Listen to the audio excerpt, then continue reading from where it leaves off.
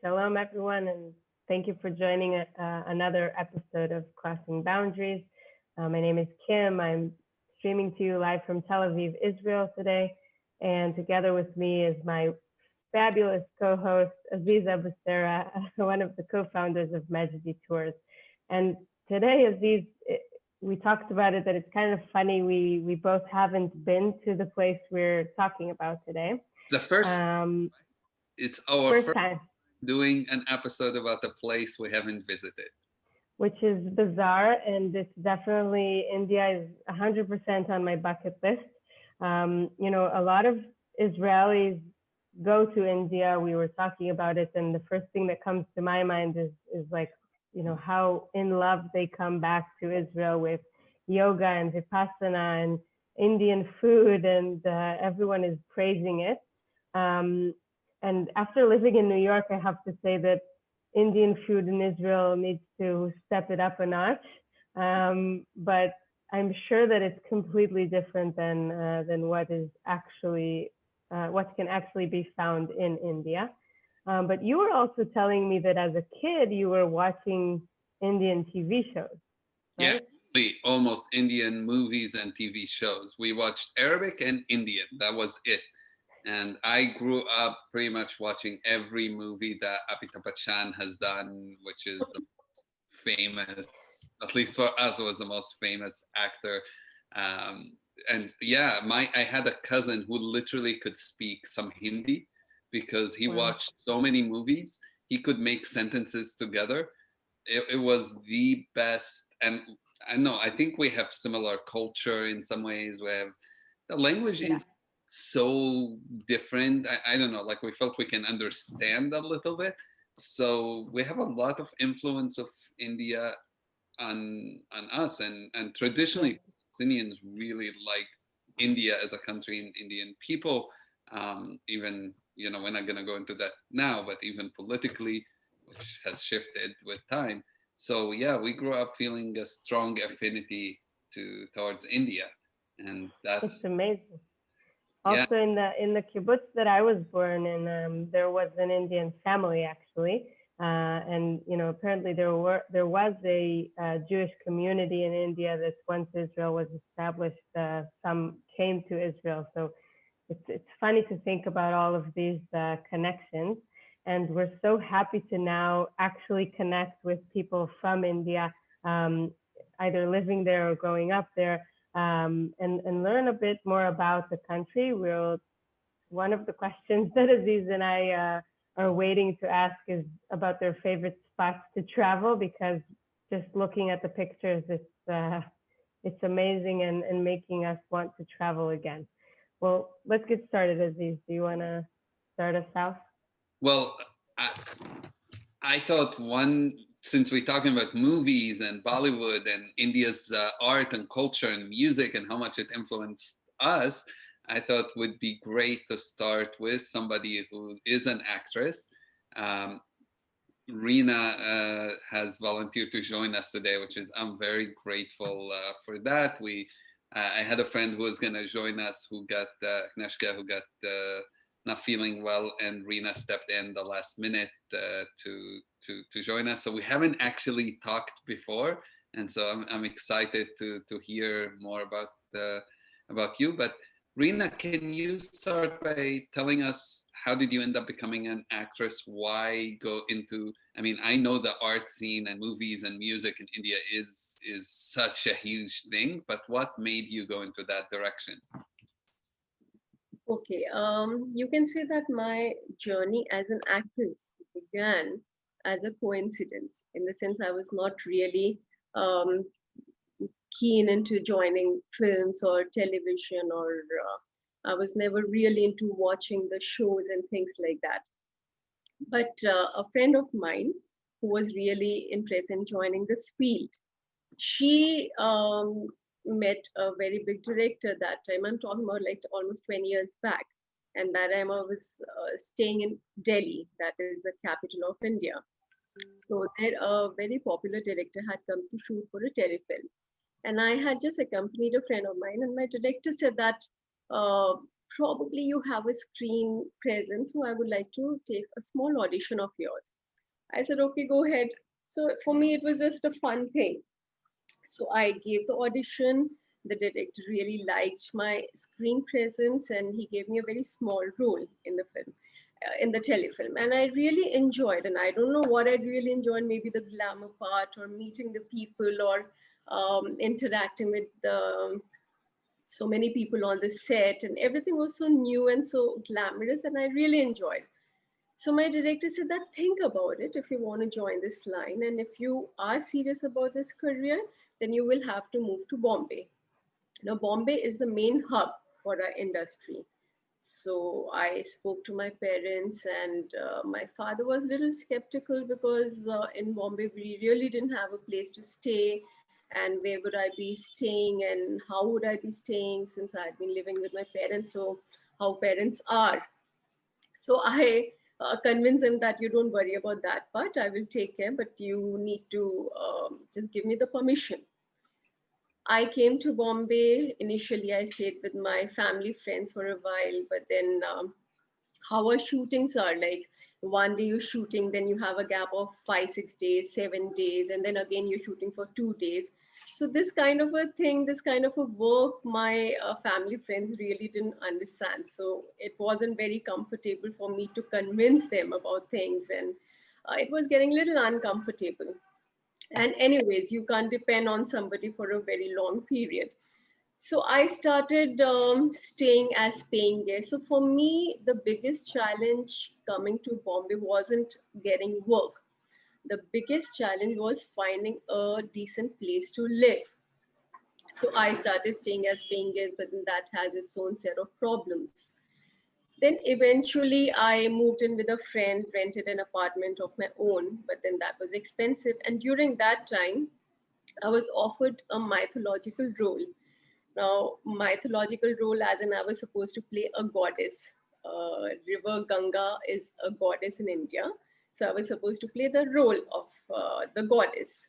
So it was a very big deal, but for me that time I wasn't too keen, because during that time people used to believe that if you do a goddess role or a mythology, maybe you will be typecast, and then your career will become, limited. You won't really have much to grow in the career. So I was scared, but then I needed the money also. I said, okay, let me just jump into it, let's see where my future takes me. And till date, I think that was one of my best decisions, because during that time I learned so much about my scriptures, Hindu culture, Hindu scriptures, about the gods and goddesses. And I feel that particular show uh, grew me as a person from within. It helped me to deal with the ups and downs of our industry.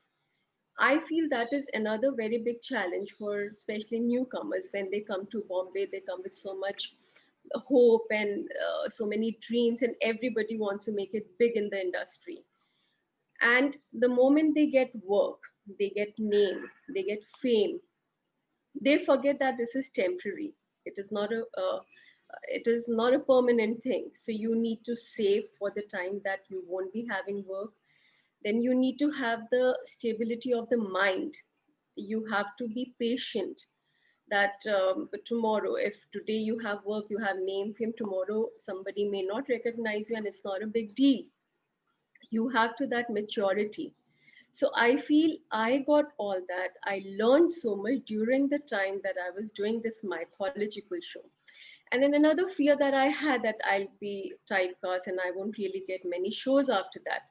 That was also, it wasn't true, because after that show, I did another show which was produced by a very big, very known producer of Indian television and films. He's given some hit films, and that show was his first on television. So for him, it was a big deal, and for me, it was a very big deal, because I was the main protagonist and such a big producer approaching me.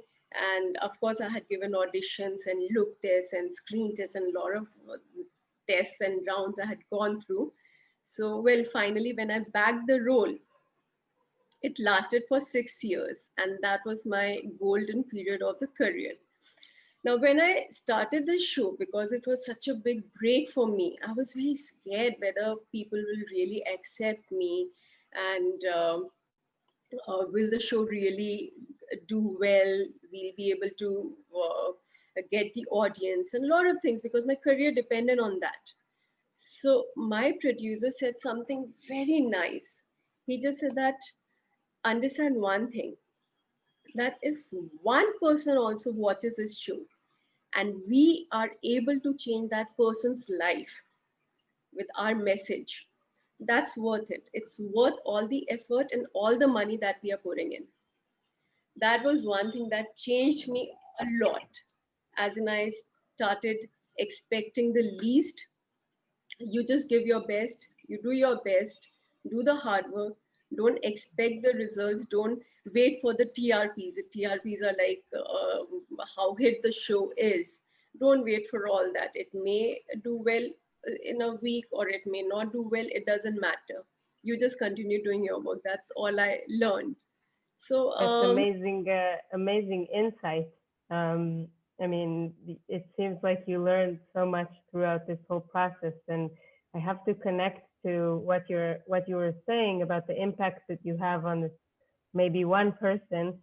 Can you yeah. talk about this impact about the on the audience in India? I mean, it sounds like it's a huge industry, and are the shows and the movies actually impacting the local community? And if so, how? Well, I feel Bollywood has a great influence on people. I'll tell you two things about Indians. They love television, they love movies. When I say movies, it is like songs and dances, because all our movies mostly they have a lot of songs and dances and people really enjoy it. That is one thing. And second, very big thing is, we Indians are very emotional by heart. So it's very easy to influence us. So the characters that we portray, people actually take it to their heart. They do not differentiate much between the character and the actor. It's like whatever message we are trying to give, they take it personally. It's not like, okay, in 2 hours whatever they have seen and they really enjoyed and it's over. No, it's not over. They keep talking about it, they keep discussing about it. you know um, this golden period that I was talking about and this show that I was talking about, which has taught me a lot. It was about the main protagonist who comes from a very rich family and gets married into a poor family. So how she adjusts in that family, and in spite of so many struggles and shortcomings and all, she is able to keep the family together. Now, till date, like the show got over about almost 12 years back, but till date I get so many fan letters and messages where they say that we learned so much from the character.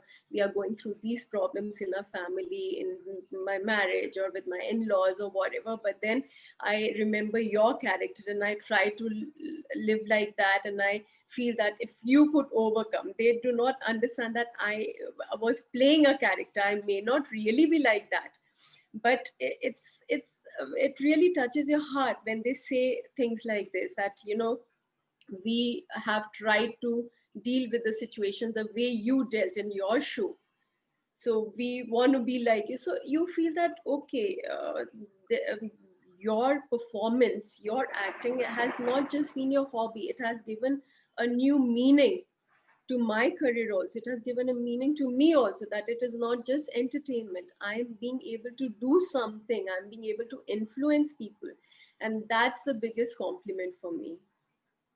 I'm really excited about us being able to come to India, because like Kim said, we haven't been, and just coming and learning even about this, coming to the studios and meeting the actors, meeting you, Yeah. and they doing a tour together.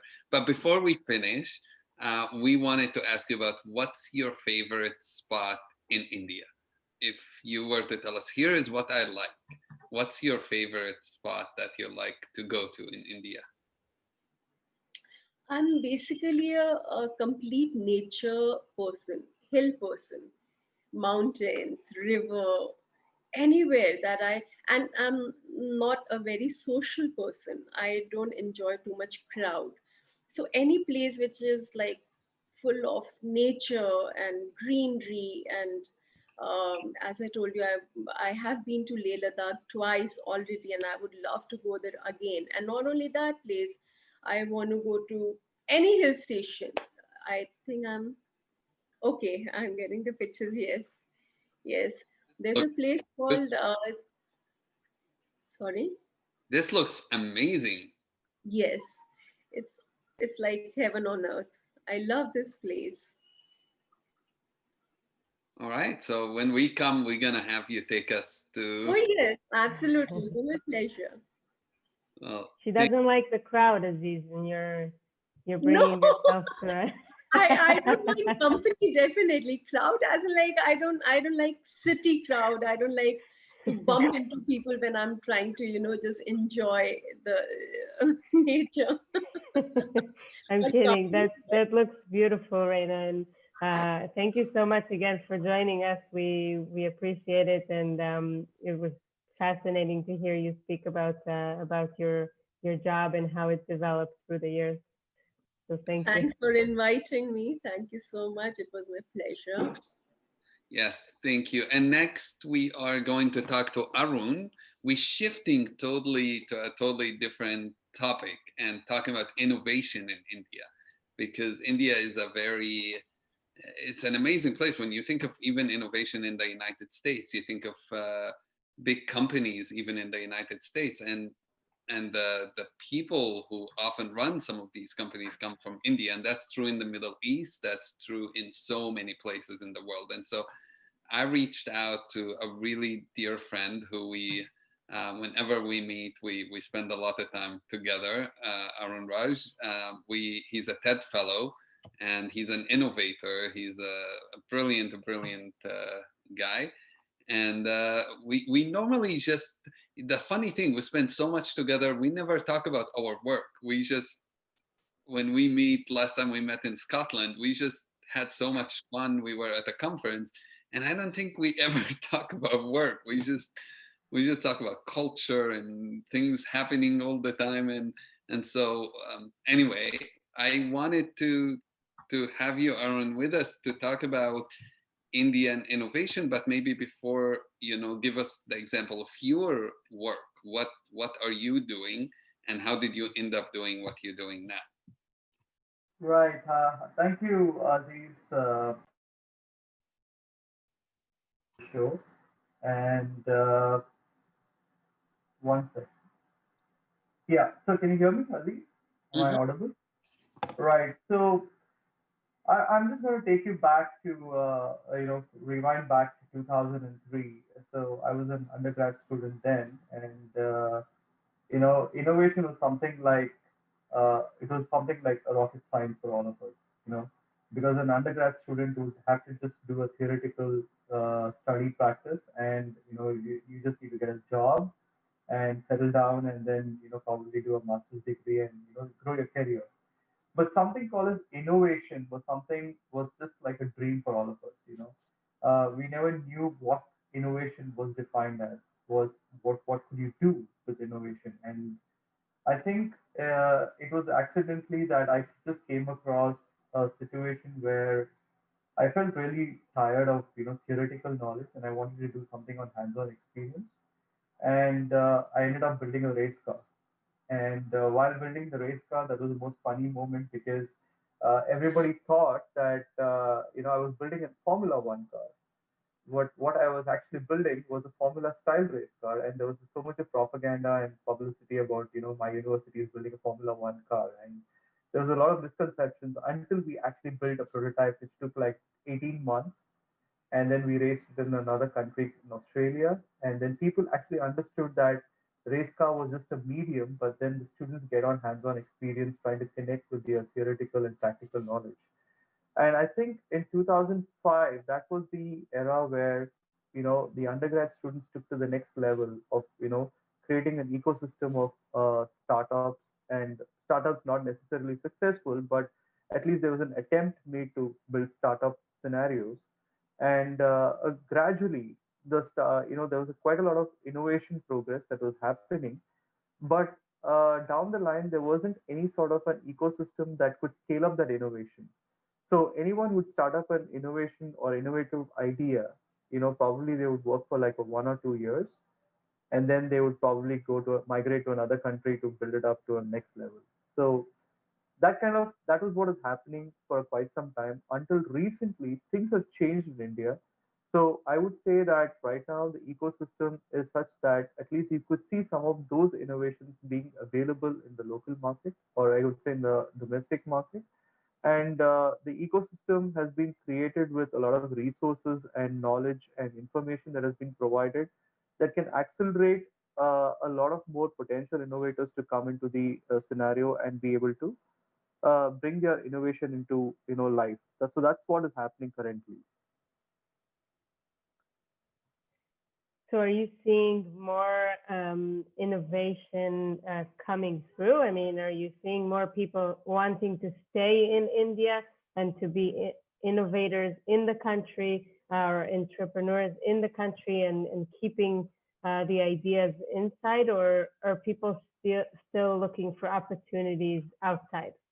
No, I think that's changing now because I can speak a lot of. I mean, I could just take an example.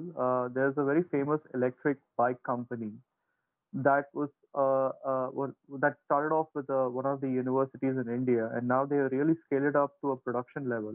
And a lot of people who have been a part of this venture, they're one of the brightest minds that I know of, and they have not migrated, but they stayed back in India to serve the country and to be able to, you know, deliver products to the local community. So I can say that there's a lot of patriotism coupled with innovation, and I think that's what's happening currently right now.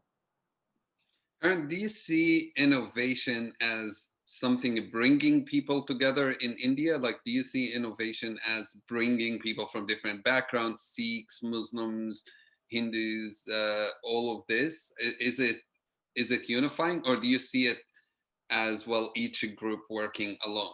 Um, No, I mean, I think innovation is more secular, I can say. It's very secular. It doesn't matter which religion, which caste, where you come from. It's just that putting minds together and making it a brilliant product. That's what it is in India. right, that's awesome because that's not the Yeah. case in any other places.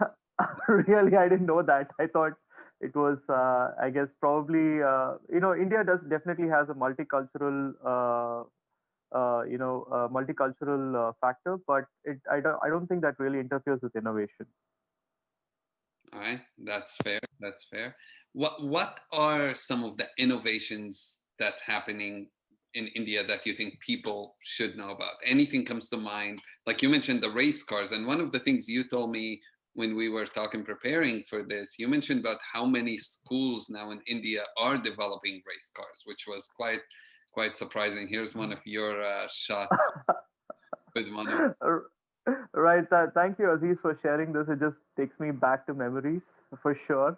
Uh, it just takes me back to like 10, 15 years back. But anyway, thank you so much. But so currently, the university where I studied, we were the first ones to build a race car. And currently, we have almost about 100 universities in India who are developing a race car. And we also have a platform where these universities come together to race against each other. I mean, the 100 different universities race their cars, and at the end of the day, each of the vehicle is being judged for their engineering aspect and their quality levels. And there's a lot of learning in the whole process. I mean, I'm sure it's not about just winning, but it's about learning and maturing in the whole process of design and product development. So yeah, so we have like about 100 universities now doing this, but not only limited to race cars, but a lot more mobility engineering. Like it's not limited to race cars, but passenger electric car innovation, driverless car innovation. There's a lot of things are going on in the entire parallel journey. So it's amazing to see that, and I can say uh, India is not behind in terms of electric vehicles. They are, I think, almost in par with the international standards. And we have, I mean, India being the second largest population in the world, people are becoming more and more aware about the need of electric vehicles, and a lot of companies at a large scale production are venturing into electric vehicles. So I think it's one of the best markets to be able to thrive in the electric vehicle segment. And for that, you definitely need engineers who at the grassroots level are able to work on the electric vehicle systems. And that is where the competition, such as what I participated many years back, is now promoting electric vehicle development. So, it's a whole ecosystem that's being built in the whole process. Thank you, Arun. We appreciate you being with us and coming and telling us about that. As we always say, like, no place is defined by one thing. And the cool thing about India, it's just such a huge country, and there's so many stories. And we can talk about arts and movies. We can talk about technology. We can talk about so many things. And I'm very grateful that you're able to join us. And just for everyone who's with us from the States, people who are in India, it's now midnight in India. And so the guests who are with us it's late night wherever they are. And their willingness to stay up that late to be with us, I'm very, very grateful. So thank you, Arun. And Thank you, Aziz. we are going to go to Rahul Ahmad next. And I met Rahul Kim in a very weird way. I was on a podcast that a friend of mine, an Israeli friend of mine, Ami Kaufman, hosted. And he somehow, after I did that, I got a message from Rahul who said, "Oh, I know Ami because that we had an exchange program where my aunt was hosted by his family many years back, and we kind of stayed connected, this Israeli and Indian family." And so he heard the podcast, wanted to stay in touch, and then we ended up talking and got along really well because Rahul, you actually didn't grow up in India. One is your name is totally weird. Not Rahul. That's a very common name in India, but Rahul Ahmad doesn't make sense. So maybe we can start with, does Rahul Ahmad not make sense? And then second, you can tell us about not growing up in India and growing up actually in my part of the world. Okay. I'm going to take all of what you said as a compliment, Aziz, and not as an insult. So thank you, first of all, for having me on this show. Kim, to you as well. I have visited Israel about 11 years ago, and I loved it. I was also living in the Palestinian territories and Ramallah at the same time. And Aziz, I would like to talk to you about that. But again, once again, thank you for inviting me, and thank you to my former panelists who had very interesting things to say as well.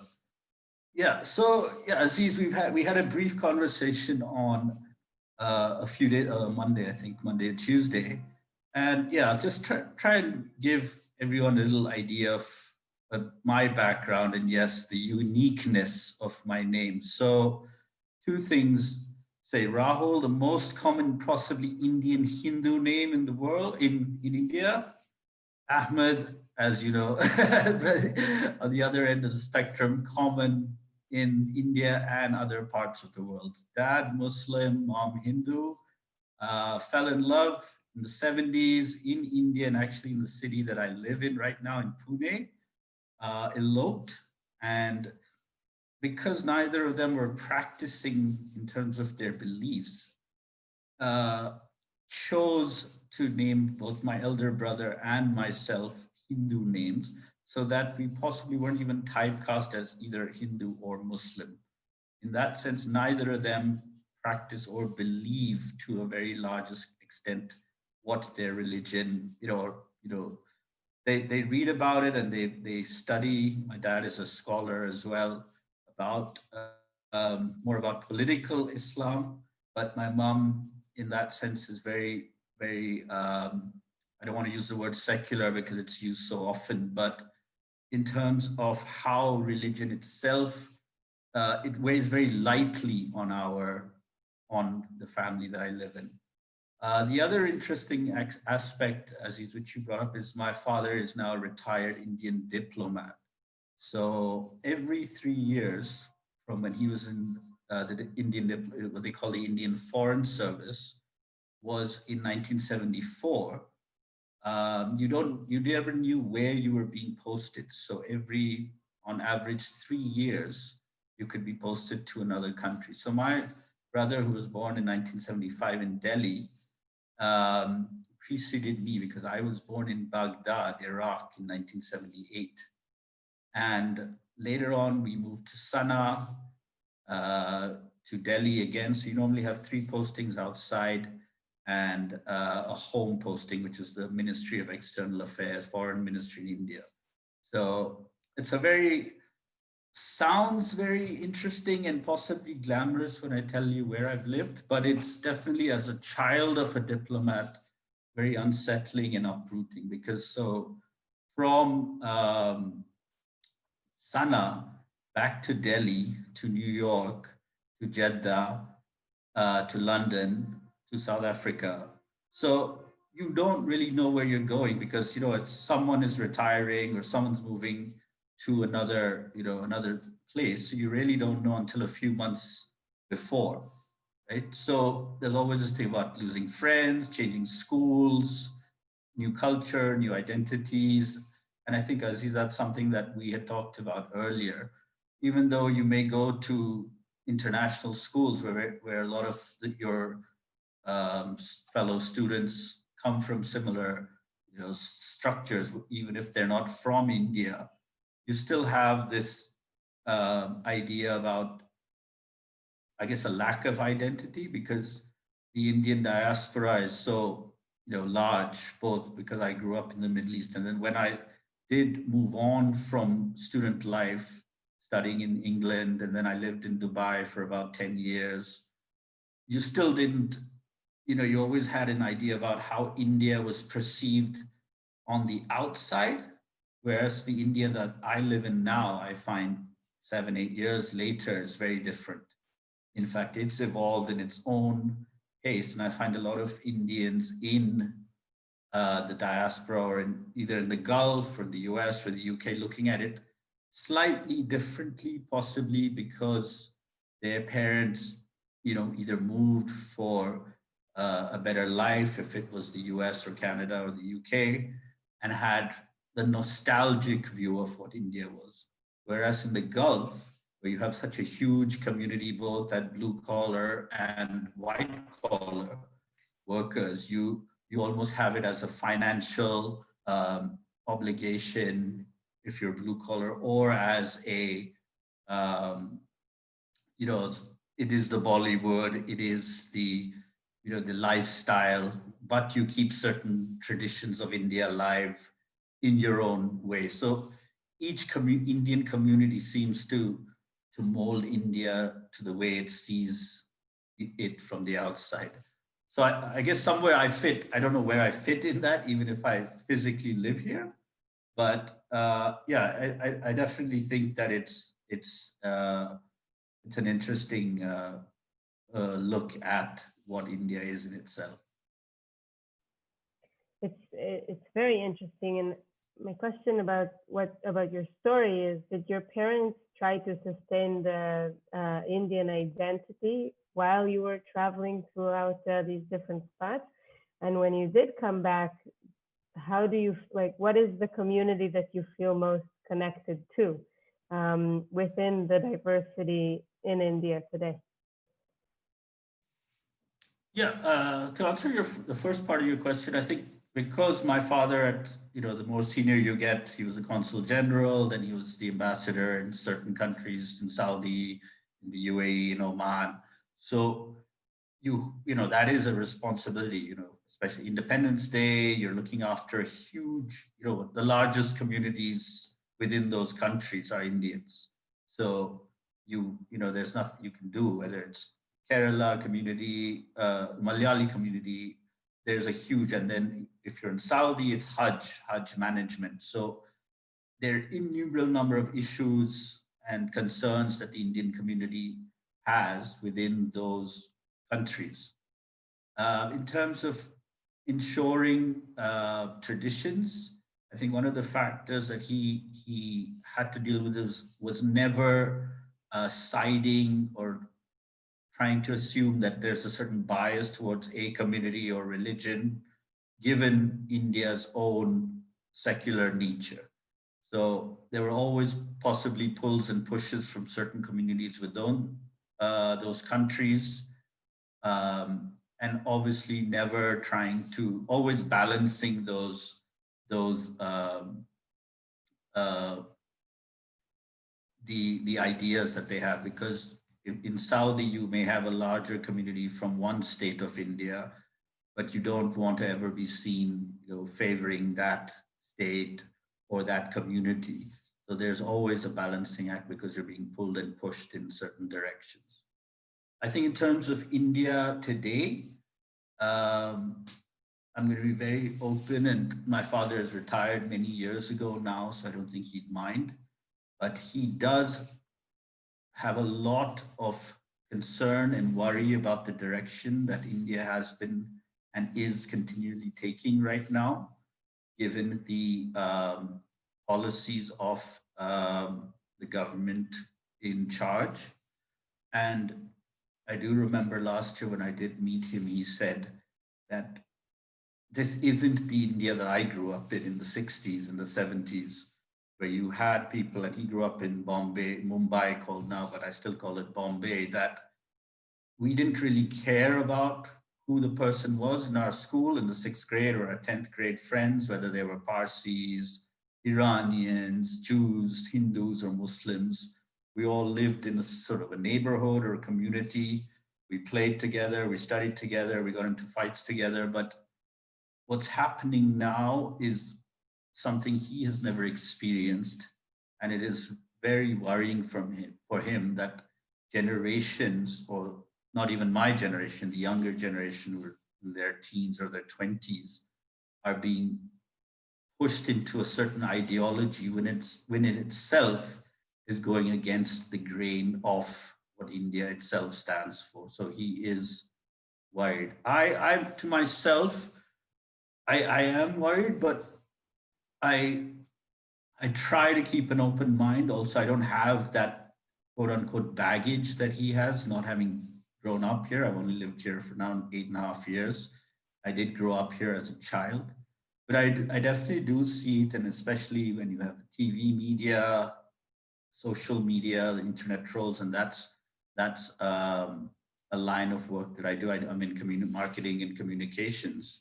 You can see how easily WhatsApp messages can influence certain stratas of Indian society, especially in certain areas where there is, fragility, pandemic, unemployment, frustration. You have all of those factors playing out.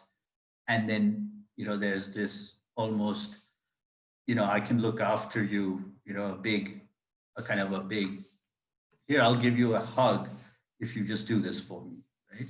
Just send this WhatsApp message to 20 of your friends, or 5 now. But it's very easy to fall into that trap. And I see more of that, unfortunately, as we progress. So we got a couple of questions from the audience, but we're gonna keep them until later. So we will, sure, if you stay with us in the audience for 4 minutes, and we want to bring in Tej for a couple of questions from us, and then we'll bring all of you together and maybe ask the questions we got from the audience. We might go 5-10 minutes beyond what we usually do. So as we got, it looks like we got quite a few questions, and we'll try to answer as many. Sure. Yeah, I'm on. Thank you, Aziz and Kit. Thank you, Rahul. Tej, it's been a long time. It's just Tej and I met at George Mason University about a million years ago, like 10 years ago, where she did her master's in conflict resolution, and then went back to India to practice what she learned. And Tej runs a nonprofit today in India where you're doing great work. But I thought we can start with what you're doing, and especially your focus on women movement in India. The issues of women in India comes in the news, at least here in the West, quite a lot. Usually we hear about the bad things, but we don't hear about what people are doing to make a difference. So I'm really excited to hear about how women are making a difference in India and how you are working to make that difference.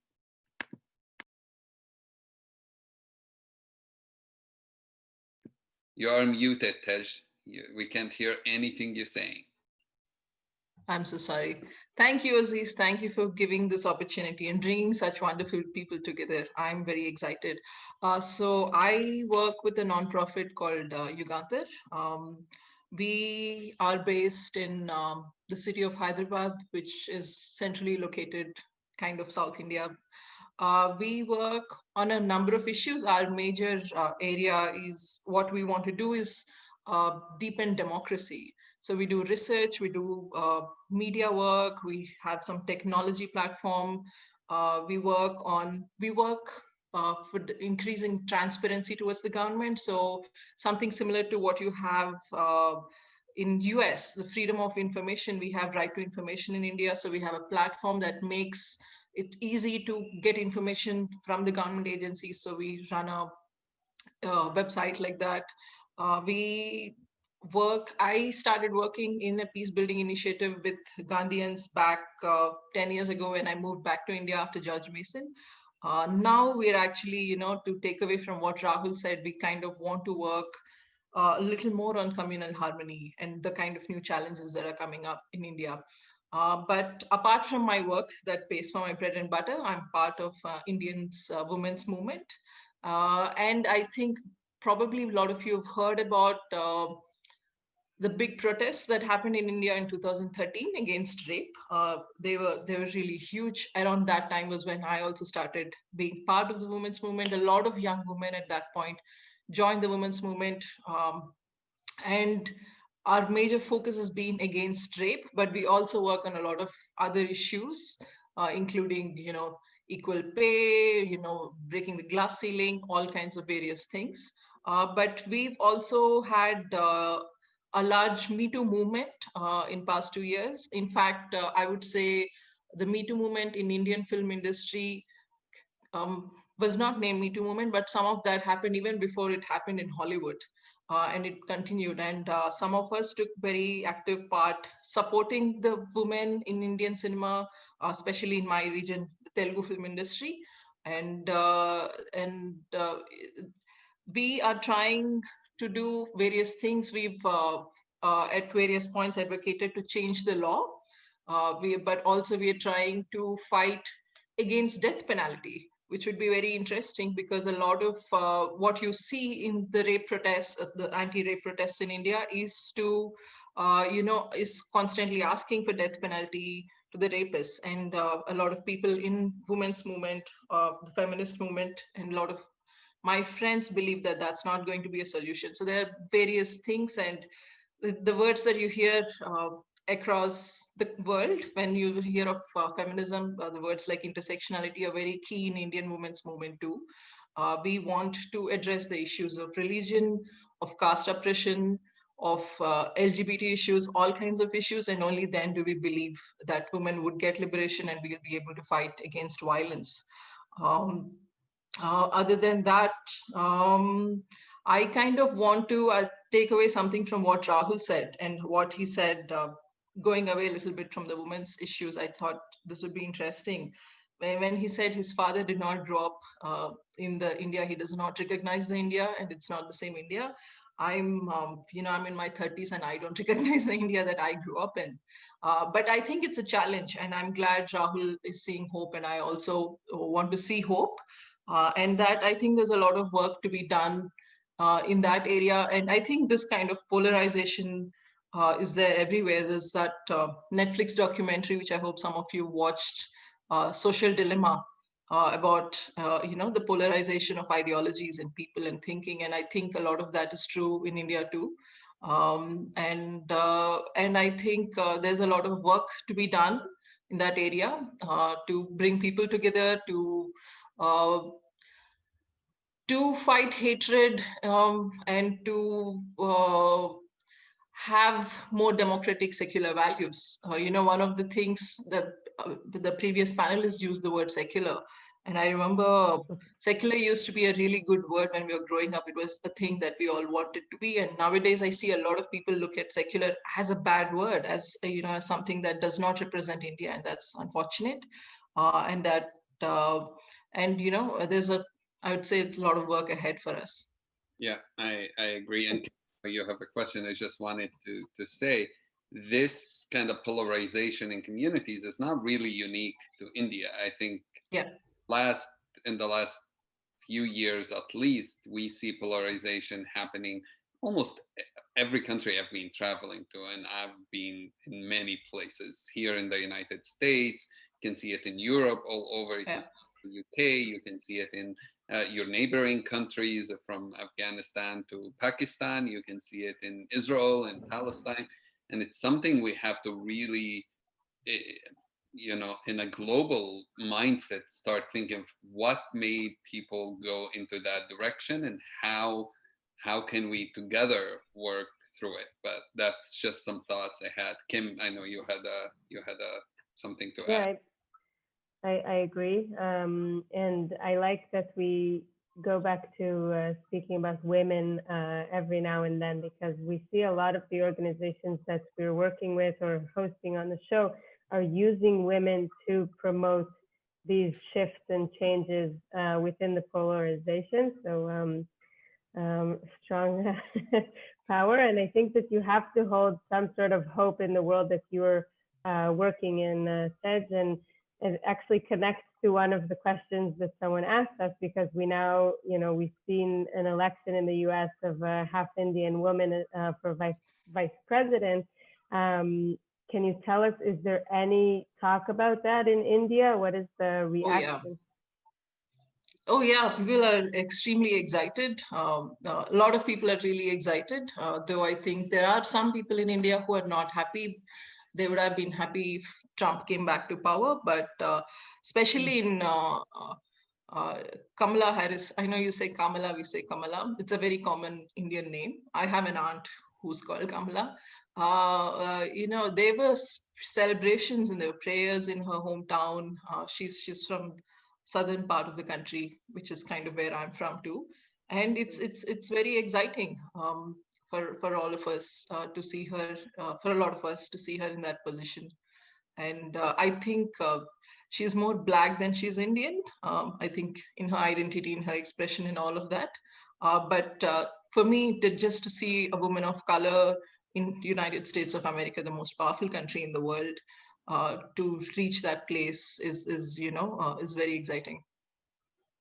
So before we bring everyone back in for additional questions, I'll just ask if you've seen progress in the work that you've been doing. You're saying that you're in it for the last 10 years. Have you seen much progress in your work with the women or with the rights and the glass ceiling? Well, I think there is. I think, there's a lot more nuanced conversation than there used to be. I mean, I wouldn't say the violence against women has decreased or anything like that, but I think the women's movement is much stronger. In fact, I think women leaders are leading a lot of movements in the country, a lot of other kinds of movements in the country, which was probably not true earlier. But I think there's lots of glass ceiling still existing in the corporate world, in the mainstream political world. But I think women are organizing better and fighting back much more strongly. So in that way, there's progress, yeah. Wonderful. I hope it continues in that route. Yeah, let's bring everyone back. And as we do that, Tej, what's your favorite place in India? Oh, my favorite place is Hampi. It has a lot of relics, but if I can choose, if I can choose another favorite place, I also like Gokarna, and they're both very close to each other. I think Shannon is bringing in the interviewees, so she'll show the pictures of Hampi in a second. But awesome. We saw pictures earlier, and it looks amazing. So here we go. Oh, this is beautiful. You know, I've seen a lot of temples, Hindu temples in other countries, from Siem Reap in Cambodia to Vietnam to these places, and it's amazing to see some of the similarities. Actually, this is beautiful. Thank you for letting us know about it, and we have some questions, pretty much for almost for everybody. So, Right, but Aziz, let's start with maybe talking about Diwali. I know it's coming up. If one of you can just talk shortly about what it is, you know that it's a celebration of light, which it's funny. It's also the celebration of light in Judaism is also coming up soon. But I'm interested in hearing what this holiday is all about. Rina, do you want to tell us about it? You are muted. Sorry.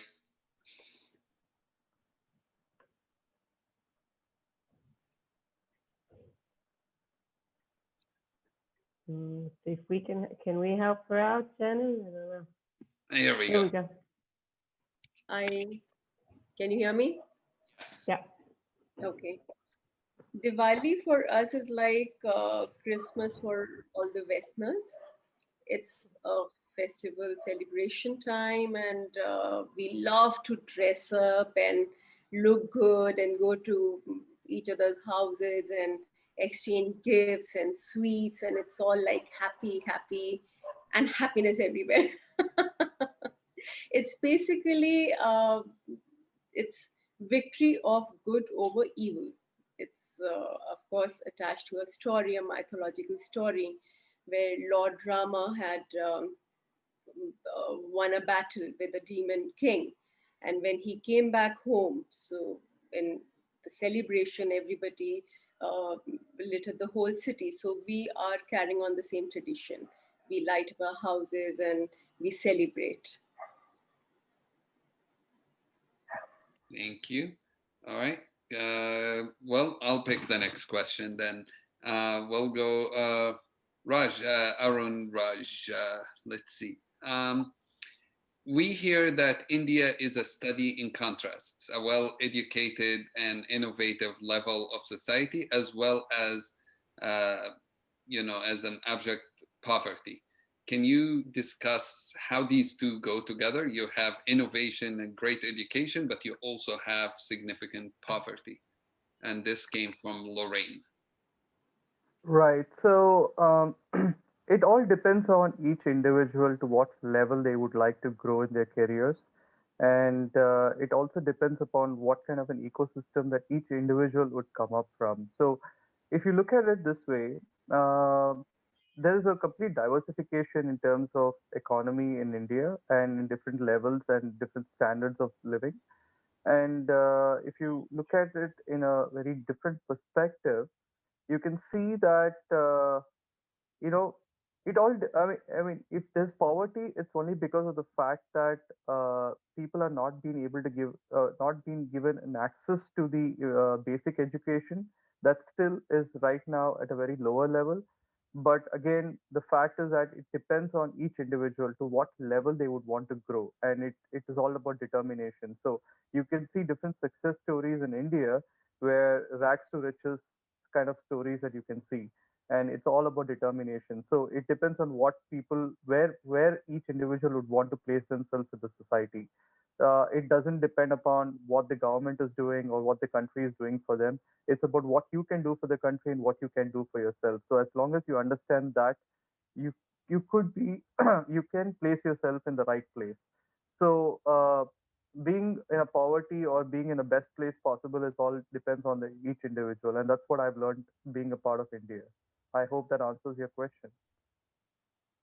It does, but is it really that simple to move between the status levels in India today? Well, it is a challenge, but it's worth the challenge, taking up the challenge, because that gives you a definition of what you are true and what your worth is. Right. Because one of the things I like about, there's a lot to criticize about America, but one of the things I do like about the United States is moving classes is more possible in the United States than I found most other places in the world, where you can grow up in a lower middle class and move to the upper middle class. And I've found as I've traveled to different countries that to be not as much the case. I know from where I come from Palestinian society, that's definitely not the case. And I think it's true for many places in the world. Moving classes in India started with a lot of poverty, and moving from that poverty is probably not an easy task for hundreds of millions of people. But I can tell you One, one thing. I just want to add a thing. I mean, it all depends on each individual's persistence and their grit level. Because if you see a lot of the senior citizens today, who have, probably like our parents, for that matter of fact, uh, my grandparents, I can take my example, my family's example, and my grandparents were simple farmers. And my father really put in a lot of hard work. He studied in the night and he worked in the day in the fields. But I think his level of grit and determination was so powerful that it got him really up the ladder, and he studied and he came up, even though there was lack of resources. I think it was just the focus. I mean, he just focused on the fact that he wanted to move up the ladders, and that kind of pushed him to the next level. And he became an entrepreneur, and he's doing well for himself. So it's all about determination, and you cannot blame it on lack of resources or any of that sort. It's all about each individual's strength, that where you want to elevate yourself. I only wonder if it's similar between men and women, what you're saying. Well, women do definitely have certain challenges because that comes from a certain cultural setbacks. But I think as of today, I think women in India, especially, are, they're not, they're in par with men. And I'm pretty sure in a lot of organizations, women are almost like the CEOs and the managing directors who are heading the company. So I don't think it's a challenge as such, but there could be. I mean, it's not still fair, but it's going to the level of fairness. I see that happening. I'm pretty sure Tejaswini could probably answer that better because she has a much more clarity on that. But in my belief, I'm pretty sure that women are almost in par. Tej and Rina, what do you both think? Well, I think in my industry, it's just the opposite. Most of the shows are based on the main protagonist is a woman, and 90% shows are hit because it's a woman based. Because every woman relates to it. They connect to the shows. So I think we are there because of the women, and they really love it. So I think in my industry, it's just the opposite. It's women who are like ruling. They are in power. All right, Tej, what do you think? I agree that about the entertainment industry, and I think that's one of the reasons why Me Too movement was such a big thing in the entertainment industry compared to other industries, because I think there are so many women, and you have to have them in every movie, every show. You can't do away with, without women. So I think there is a presence, and that's true. I would have slightly more. I think across the world, there are a lot of gender barriers to break. And I'm not saying that only about India. But I think even in India, though there are CEOs and there are women in senior positions in corporates, I think there are much fewer. Like I look at the numbers, and the numbers have to increase. I think the Indian government is not bad, because I think the seniority leads to women getting promotions. But I think another big issue that corporates have more than gender, I think, is caste. I think you rarely find people from oppressed castes in senior positions in almost all the industries in India. Politics is a different case, because I think politicians do get, some support from their own people. But I think a lot of people don't acknowledge, but I think caste is one of the biggest challenges in India, and you rarely find people from Dalits and oppressed castes in senior positions in any industry. All right. Well, let's move to Rahul. We have a question for you. To what extent do you think India gets a head start on globalization though sometimes it's a bad word these days, through its many diaspora communities. And the person who's asking the question came from South Africa and have seen a huge Indian community of many faiths there. Okay, I was actually prepping for the Kamala Harris question, so a few questions behind, but okay. All right. Well, okay. I think, yeah, so I think You we can all know that comment on that as well, of course. Whichever. Okay, yeah, I was going to comment on the earlier one as well, so I can, if we have time. Okay, so the Kamala Harris question very quickly. First of all, first and foremost, she is American. She may be from half Indian, half Jamaican. At the end of the day, for I don't know how many years, 30 years, 40 years, 50 years, she is an American. So let's just put that on the table, right? All this kind of hoo-ha, great, she's half Indian. You can say the Microsoft CEO, the Google CEO, they're Indian origin, right? Great, good for them. They had the dream. They they went to America. They made it just like she did. But let's just leave it at that. That's all I'm saying. Whether she's half Indian or half Jamaican, black, colored, I think from the gender angle, that's a huge step for America and the world. From the Indian angle, I don't think so much as a big deal. If you're thinking about her as an Indian, I think you should stop right now because the people who maybe she, you know, as I read somewhere, she's married to a Jew. She has 2 stepsons and daughters. She eats beef. So what are you going to do about it? That's my view on Kamala Harris. The question about gender and women in India, I was going to add on to what Tejaswini said. Caste, yes, I think India is one of the only countries in the world to have both class and caste issues. Caste in terms of a hierarchy of people, in that you, and I'm horrible, sad to say this, that you can almost dehumanize certain people in terms of what they do because of the caste that they come from. So forget about even talking about the workplace.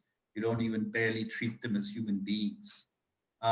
In terms of gender, I think one thing we forgot to mention is the concept of social structures vis-a-vis feudal and patriarchy societies, very prevalent even till today.